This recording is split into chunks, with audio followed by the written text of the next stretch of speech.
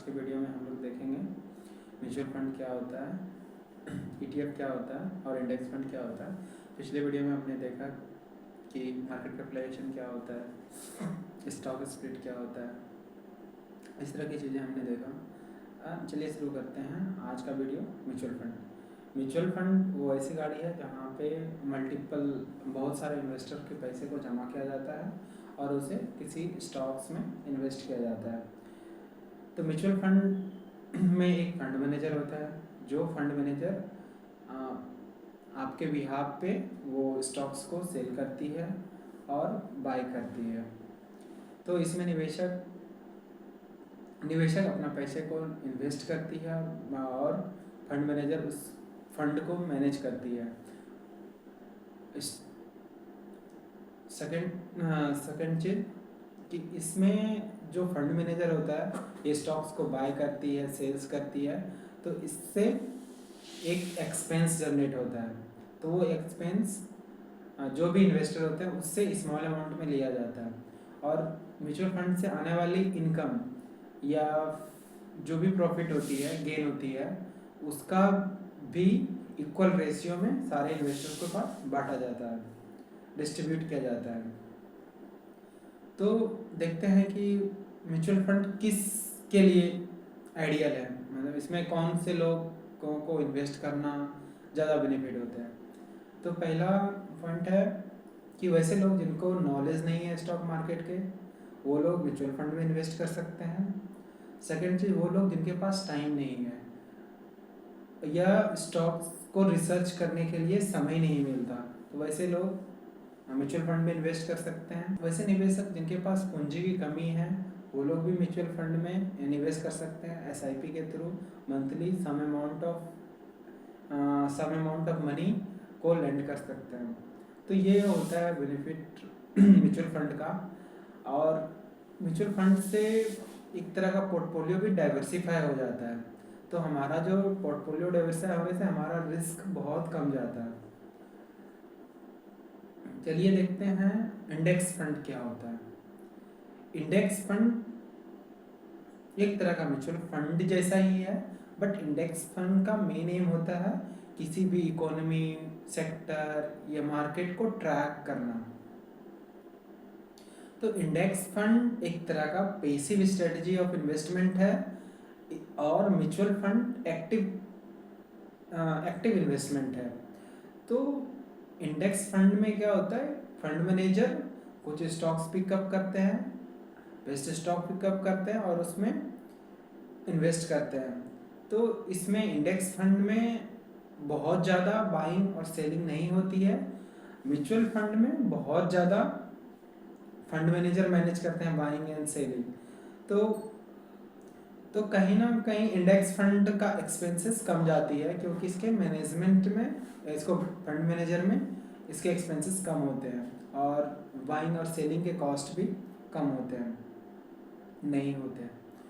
तो इसलिए index fund का एक्सपेंसेस बहुत कम होता है। और सेकंड चीज़, म्यूचुअल फंड का जो एक्सपेंसेस है वो सेबी रेगुलेट करती है कि कितना एक्सपेंसेस अलाउबल है जो चार्ज द कस्टमर, तो उसे सेबी रेगुलेट करती है। इसे भी सेबी रेगुलेट करती है, इंडेक्स फंड को भी। और इसका मेन एम होता है कि मार्केट में लॉन्ग टर्म में सबसे ज़्यादा रिटर्न दें, कि लॉन्ग टर्म में सबसे ज़्यादा मैक्सिमाइज कर दे रिटर्न को। इसके साथ रिस्क क्या होता है, इंडेक्स फंड के साथ कुछ रिस्क भी होते हैं, जैसे वो लैक ऑफ फ्लेक्सिबिलिटी है। तो स्टॉक्स का प्राइस में डाउनफॉल होने लगता है, तो वैसे केस में इंडेक्स फंड लेस फ्लेक्सिबल होता है, क्योंकि इंडेक्स फंड के मैनेजर उस फंड को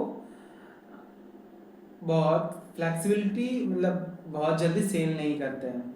सेकंड चीज़, ट्रैकिंग एरर होता है। जैसे म्यूचुअल फंड में फंड मैनेजर हमेशा स्टॉक्स के रिसर्च करते हैं, ट्रैक करते रहते हैं।